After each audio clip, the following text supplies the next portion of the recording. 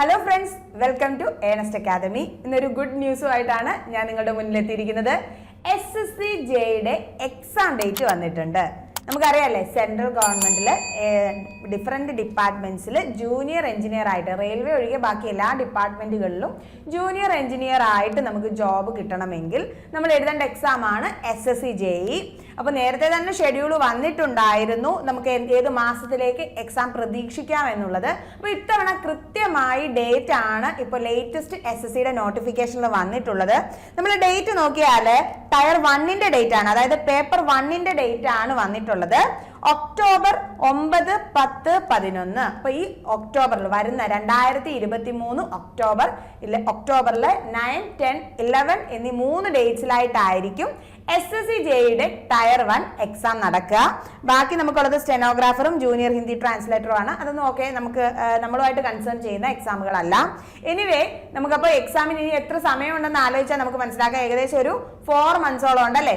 June, July, August, September, October സ്റ്റാർട്ടിലോട്ടാണ്. ഒക്ടോബറിൽ നമുക്കൊരു അറൌണ്ട് 10 ഡേയ്സ് എക്സാമിലേക്ക് കിട്ടത്തുള്ളൂ. അപ്പൊ നമുക്ക് എന്തായാലും നമ്മളുടെ കയ്യിൽ 4 മന്ത്സ് ഉറപ്പായിട്ടും ഉണ്ട്.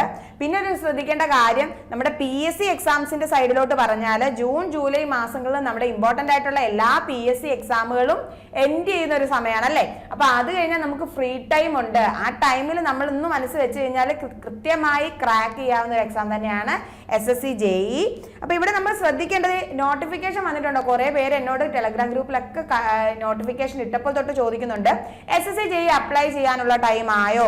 ടൈം ആയിട്ടില്ല, നോട്ടിഫിക്കേഷൻ ഇനി വരത്തതേ ഉള്ളൂ. കൃത്യമായി പറഞ്ഞാൽ ജൂലൈയിലേക്കായിരിക്കും നോട്ടിഫിക്കേഷൻ വരുന്നത്. പക്ഷെ അതിനു മുന്നേ തന്നെ SSC എക്സാം എന്ന് കാണുമെന്നുള്ള കൃത്യം ഡേറ്റ് ഇട്ടേക്കാണ്. സോ നമുക്ക് പ്രിപ്പയർ ചെയ്യാനുള്ള ഒരു ടൈമാണ്.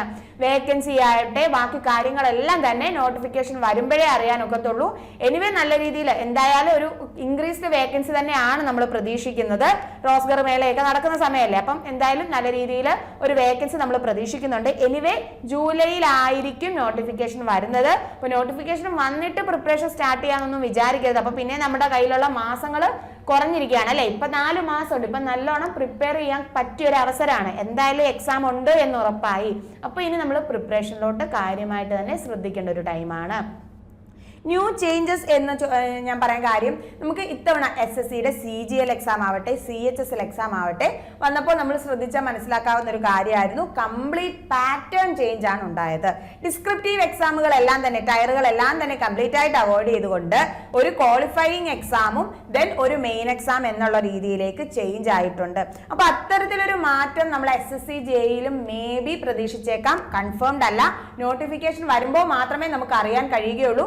ഇപ്പോൾ നമുക്കറിയാലേ tier 1 computer based multiple choice ക്വസ്റ്റ്യൻസും ടയർ 2 ഡിസ്ക്രിപ്റ്റീവ് എക്സാമുകളുമായിരുന്നു നടക്കുന്നത്. അപ്പൊ ഇനിയുള്ള നെക്സ്റ്റ് നമുക്ക് വരുന്ന പുതിയ നോട്ടിഫിക്കേഷനിൽ ഈ ഡിസ്ക്രിപ്റ്റീവ് എടുത്ത് കളയുമോ ഇല്ലയോ എന്നൊക്കെ ഉള്ളത് നമ്മൾ കണ്ടു തന്നെ അറിയേണ്ട കാര്യമാണ്.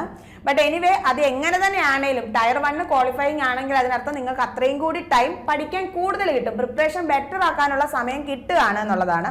അപ്പൊ നമ്മൾ അതിനെ ആദ്യം എന്താ ചെയ്യേണ്ടത്, ഈ 4 മാസം കൊണ്ട് ടയർ 1 എക്സാം ക്വാളിഫയിങ് എന്തായാലും ഉറപ്പായിട്ട് പഠിക്കുക. ദെൻ നോട്ടിഫിക്കേഷൻ വരുമ്പോഴത്തേക്ക് നമുക്ക് അറിയാൻ പറ്റും ആ ടയറിന്റെ മാർക്ക് കൂട്ടുമോ അതോ വെറും ക്വാളിഫയിങ് ആണോ എന്നുള്ളത്. അപ്പൊ അതനുസരിച്ച് നമ്മളുടെ പ്രിപ്പറേഷൻ മുന്നോട്ട് കൊണ്ടുപോകാനും പറ്റുന്നതായിരിക്കും.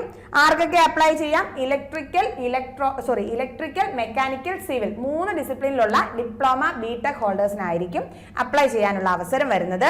പിന്നീട് നമ്മൾ ടയർ 1 അതായത് ഈ ഒക്ടോബറിൽ വരുന്ന എക്സാമിനെ കുറിച്ച് മനസ്സിലാക്കേണ്ട കാര്യം, നോൺ ടെക്നിക്കലിനും ടെക്നിക്കലിനും ഇമ്പോർട്ടൻസ് ഉണ്ട്. ടെക്നിക്കലിൽ നിന്ന് 100 ക്വസ്റ്റ്യൻസ് വരുമ്പോൾ GK ജനറൽ അവയർനെസ്സിൽ നിന്ന് 50 ക്വസ്റ്റ്യനും ജനറൽ ഇന്റലിജൻസ് ആൻഡ് റീസണിങ്, ഇതിൽ നമുക്ക് ക്വാണ്ടിറ്റേറ്റീവ് ആപ്റ്റിറ്റ്യൂഡ് ഒക്കെ വരും. ബട്ട് ഇംഗ്ലീഷ് നോർമലി SSCക്ക് ഉള്ള ഒരു ഇമ്പോർട്ടന്റ് ടോപ്പിക്, നോൺ ടെക്നിക്കൽ സൈഡിലുള്ള ഇംഗ്ലീഷ് ഇല്ല.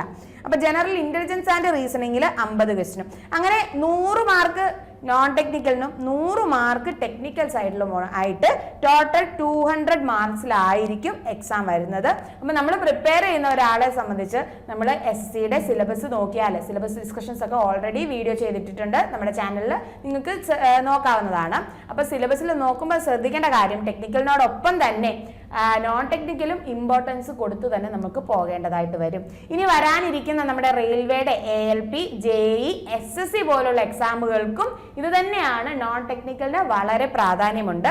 സോ ഇത്തരം സെൻട്രൽ ഗവൺമെന്റിന്റെ ജോബുകൾ ഇൻട്രസ്റ്റഡ് ആയിട്ടുള്ളവരാണ് നിങ്ങളെങ്കിൽ ഇപ്പോൾ തന്നെ നമ്മളെ നോൺ ടെക്നിക്കൽ സൈഡ് കൂടി ബലപ്പെടുത്തി പോവുക. അത് വളരെ പെട്ടെന്ന് പഠിച്ചെടുക്കാൻ പറ്റുന്ന ഒരു കാര്യമല്ല. കാരണം അതിലൊരു പ്രാക്ടീസിലൂടെ, കൺസിസ്റ്റന്റ് ആയിട്ട് പ്രാക്ടീസിലൂടെ മാത്രം സ്പീഡ് ഇൻക്രീസ് ചെയ്തെടുക്കേണ്ട ഒരു കാര്യമാണ്. അപ്പൊ അത് നമ്മുടെ മനസ്സിലുണ്ടായിരിക്കണം. ആ ഒരു രീതിയിൽ തന്നെ നമ്മൾ മുന്നോട്ട് പോകണം. എനിവേ, നിങ്ങളുടെ SSC JEയുടെ പ്രിപ്പറേഷൻ ബൂസ്റ്റ് ചെയ്യാനും നിങ്ങൾക്ക് നോൺ ടെക്നിക്കൽ സൈഡിലൊക്കെ ഒരു ഫൗണ്ടേഷൻ കിട്ടുന്നതിനുമൊക്കെ ആയിട്ട് നമ്മളുടെ ഏണസ്റ്റ് അക്കാദമി ഉടൻ തന്നെ SSC JEയുടെ ഒരു കോഴ്സ് സ്റ്റാർട്ട് ചെയ്യുന്നതായിരിക്കും. കോഴ്സിനെ കുറിച്ച് കൂടുതൽ അറിയാനും കോഴ്സിൽ ജോയിൻ ചെയ്യുന്നതിനും പിന്നീട് ഏർലി ബേർഡ് ഓഫറൊക്കെ അവൈൽ ചെയ്യുന്നതിനുമായിട്ട് താഴെ കാണുന്ന ഗൂഗിൾ ഫോം ഫില്ല് ചെയ്യുക. അപ്പോൾ മറ്റൊരു വീഡിയോ ആയിട്ട് വീണ്ടും കാണാം. ബൈ.